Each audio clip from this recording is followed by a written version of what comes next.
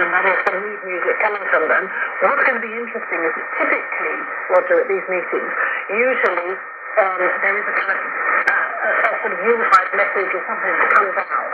And I think at this one, although we know what the dominating issue will be, and that's going to be trade, actually there's going to be a lot of sort of meetings and discussions going on in back rooms between various officials from various countries, all trying to either cut deals with the Trump administration to try and evade these import duties, or trying to do other deals to try and sort of make that where they maybe see opportunities to grow their markets.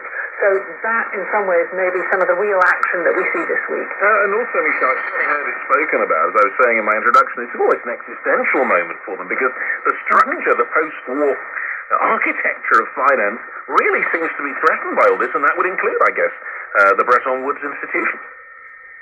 I mean, and the US has been a big beneficiary.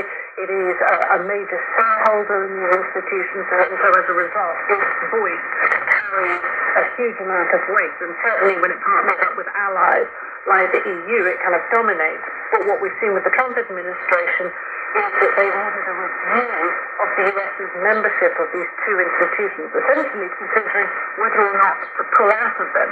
And if they do, that really would reshape kind of the world order, certainly when it comes to trade and sort of how the global economy has functioned since post-World War II. Yes, could be big changes. Michelle, thank you so much for being with us here on World Business Report. You're with World Business Report from the BBC World Service. Now, smuggling in West Africa is, by many estimates, almost as widespread as the official trade of everyday commodities, said to be costing African governments billions in lost revenue at a time when regular exports are now also under threat due to the global tensions and the threat of more trade tariffs. Ed Butler has been to Ghana, where he's been looking at the illicit cross-border trade and hearing exclusive testimony from some of those involved.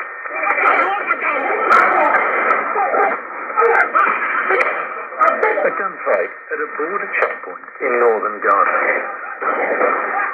But this isn't a straightforward cops and robbers shootout.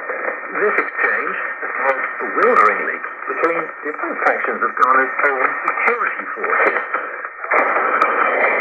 It's something that really baffled many people. So now it's difficult to tell exactly why the military would intervene in a case like this.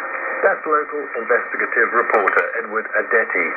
The police command received a tip-off that some people were trying to smuggle some bags of cocoa beans.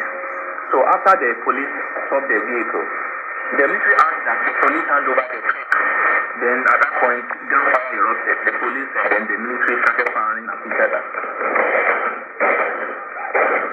So what do we think was going on? Clearly this was a police case, and there was an accusation leveled against the commander that actually was the one who was trying to aid the smuggling of the cocoa beans to Togo. There's a clear case of corruption somewhere. Luckily, no one was seriously hurt in the incident. The smugglers were eventually prosecuted, and the army officer who created the standoff, he denied any connection with the smugglers, by the way, he was reassigned to a new post, although the official investigation into the incident has never been published.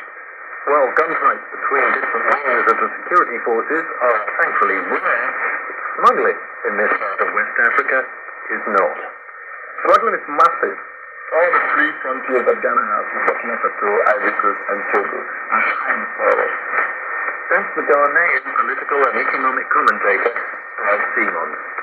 It's primarily consumer goods, so people are bringing a lot of cosmetics, food, canned foods, and things like that, alcohol, and then increasingly we also see high-value smuggling of gold and other things, cocoa. I started driving in 2012 between Ghana and Burkina Faso and Togo. When the vehicle is full, it can be 300 bags, so that's a lot of cocoa.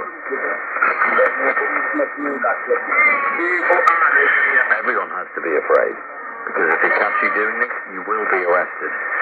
But it's not just us, it's everyone. It's the politicians, the leaders in Ghana, they're all doing it. Before I leave the depot with the lorry loaded, they have already paid off the customs at the border, so when we get there, often nobody even checks the car. As we've heard, allegations of bribery at customs are widespread, and it's not just limited to Ghana, but all across West Africa. Well, I had asked the Ghanaian government for a comment